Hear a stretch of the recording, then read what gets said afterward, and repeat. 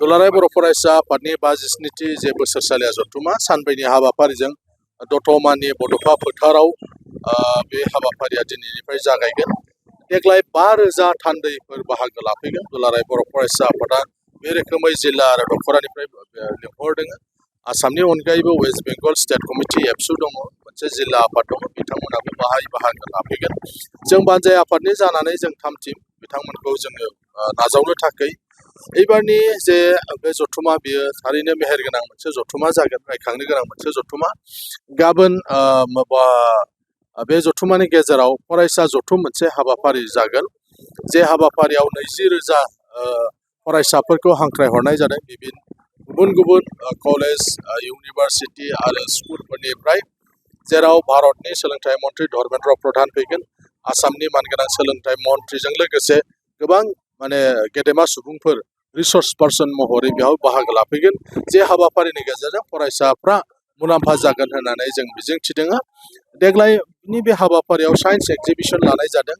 साइन्सनि फारसे जाहाथे फरायसाफोरखौ गोसो बोगथाबहोनो हायो। गुबुन गुबुन साइन्स डेमनस्ट्रेसनबो बाहाय जागोन। बेजों जोंनि फरायसाफ्रा मुलाम्फा मोनगोन होननानै जों मिजिंथिनो हायो। बिनि अनगायैबो बेवहाय गुबुन गुबुन सावरायनाय हाबाफारि लादों, सावरायमा मेलबो लानाय जादों। आरो फैगौ 16 जे मार्च जे दिनखालि गेवलां मेल, बे गेवलां मेलनि गाहाय आलासि महरै भारतनि नखर मन्त्रि अमित शाह बिथांखौ हांख्रायहरनाय जादों। आसामनि मानगोनां गिबि मन्त्रि डक्टर हिमन्त बिश्व शर्माखौ लिंहरनाय जादों। बिटिआरनि चिफ मानगोनां प्रमद बर' थागोन, मन्त्रि गुरुजित ब्रह्मजों लोगोसे आसामनि गोबां मन्त्रिफ्रा बेयाव बाहागो लागोन। आरो दुलाराय बर' फरायसा आफादनि जे लोगो आफादफोर, फरायसा आफादफोर, आसामनि गुबुन गुबुन जे फरायसा आफादफोर दङ, बे फरायसा आफादनि आफादगिरि गाहाय नेहाथारि बिथांमोनखौ लिंहरनाय जादों। आरो बर'नि माखासे गेदेमा दैदेनगिरिफोरखौबो बेहाय हांख्रायनाय हरनाय जादों।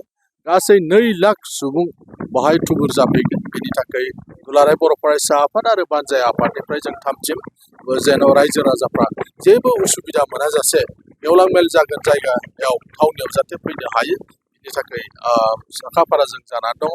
आं नोंथांमोननि गेजेरजों खावलायहरदों, सानब्रैनि जे जानो गोनां जे हाबाफारिफोर दं, बे हाबाफारियाव जेन बयबो बाहागो लाफैयो। एक्जिबिसनखौ नायनो हाथावथाव, नायथावथाव जों खालामनो थाखाय बेवहाय 3 टिम खालामदों। जे एक्जिबिसनाव बुक स्टलबो थागोन, फरायसाफ्रा गाव मोजां मोननाय फरायनो लुबैनाय बिजाबफोरखौ नागिरनानै बे बुक स्टलफ्राव मोननो हागोन। बेहाय डिपार्टमेन्टेल स्टलफोर थागोन, जेराव बायदि रोखोमनि डेमनस्ट्रेसन खालामनाय जागोन डिपार्टमेन्टफ्रा।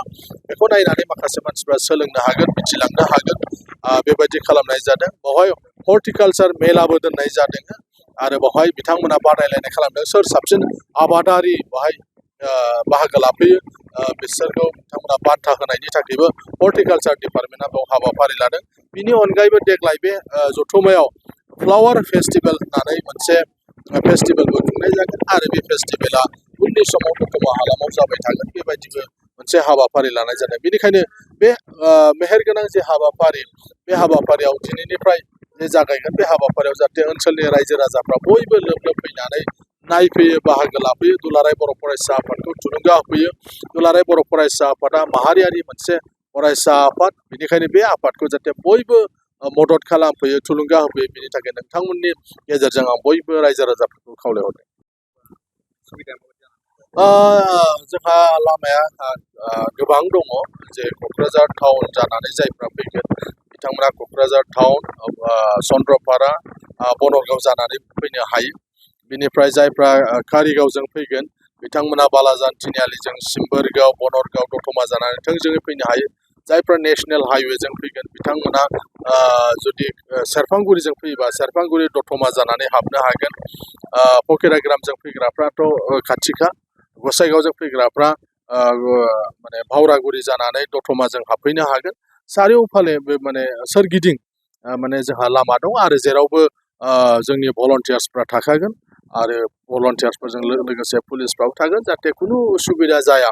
जायफ्रा बेयाव फैनो लुबैदों बे मिटिङाव, जाहाथे बिथांमोना जेबो उसुबिदा जाया। पार्किंनि थाखाय सोरगिदिं बाहाय बेबस्था दोननाय जादों, जाहाथे खाथियावनो एसे दोनफैनानै जोंनि बे जथुमायाव फैनो हायो, नायफैनो हायो, बेबायदि खालामजोबनाय जादों। खालिबोल' जोंनि भलन्टियार्सफोरनि खावलायनाय बायदि जेन' गारिफोरखौ पार्किं खालामा, जाहाथे उननि बाहाय थांलाय फैलाय खालामग्रा गुबुनफ्राबो जेन' उसुबिदा जाया, आं खावलायनो लुबैदों फैग्रा साफ्रोमबो भलन्टियार्स खावलायनाय गारिफोरखौ जाहाथे जेराव माने पार्किं खालामनाय जादों बाइकखौ बाहा पार्किं खालामगोन फिसा गारिखौ बाहा खालामगोन जुदि बासजों फैयोबा बे बासखौ बाहा दोनगोन बेबायदि गासैखौबो आब्रुथियै जोङो साजायनानै दोनो बेनिखायनो भलन्टियार्सफोरखौ खावलायनायखौ जाहाथे बयबो खोनासङो मानियो बेनि थाखाय आं गुरै खावलायदों।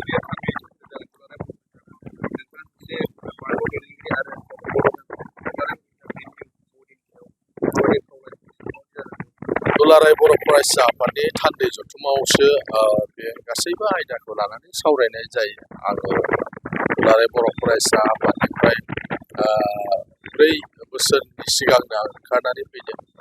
बे हिसाबै आङो बिथांमोना मा सानदों सानाखै बेनि सोमोन्दै आं जेबो मिथिया। बेयो थार मिटिं सेसन नंगौ नाथाय गासैबो आथिखालनि थासारि आथिखालनि बायदिसिनाफोरखौ नायनानै एकर्ड इमप्लिमेन्टेसननि एसे आद्रा थाबावनाय खामानिफोरखौ नायनानै निस्सय डेलिगेट हाउसाव मोनसे थांखि लागोन गोजाम थाफिनगोन ना गोदान फैगोन बिथांमोना निस्सय सावरायलायगोन बिनि बागै आं जेबो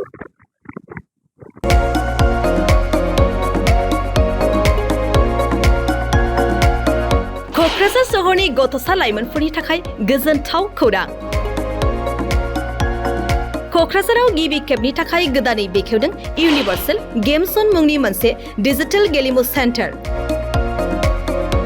क'क्राझार सहरनि ग्रीन फिल्डनि साखाथि इट्स भबानिपुर जेडी रडनि लामा सेराव गोदानै बेखेवबाय इउनिभार्सेल गेम जन। गोसो गुदुं गथ' एबा लाइमोनफोरा बे गेम जनाव फैनानै रंजानाय लाफैनो हागोन। गोदानै बेखेवनाय बे इउनिभार्सेल गेम जनाव गुबुन गुबुन रोखोमनि गेमफोर जेरै horse riding, claw', machine, virtual reality, hammer, air hockey, pirates, frog, माग, shooter, bike racing, car racing, basketball, पान्सिं बायदि बायदि गेलेमुनि रंजानाय लाफैनो हागोन। बेनिखायनो गाव गावनि गथ'फोरखौ गोदानै बेखेवनाय बे इउनिभार्सेल गेम जनाव दान्दिसे सम लाबोनानै गुबुन गुबुन रोखोमनि गेलेनायनि खाबुखौ बाङायल' फिस होनानै रंजानाय लाहोनो हागोन।